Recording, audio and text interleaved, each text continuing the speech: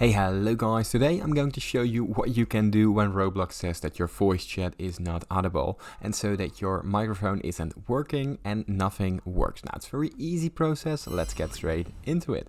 Now, I'm first going to show you what the error message looks like. Now let's say I want to actually join a game right here.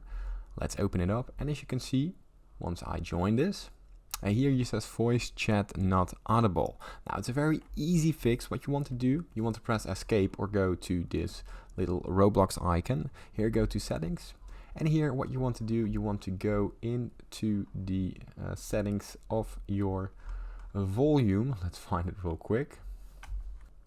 Here we have the volume option, and here we need to set it up. Now from there press resume, and that should fix your issue. It's very easy. Now if this tutorial was helpful, please consider subscribing to my YouTube channel. This helps me out a lot, and thank you for watching.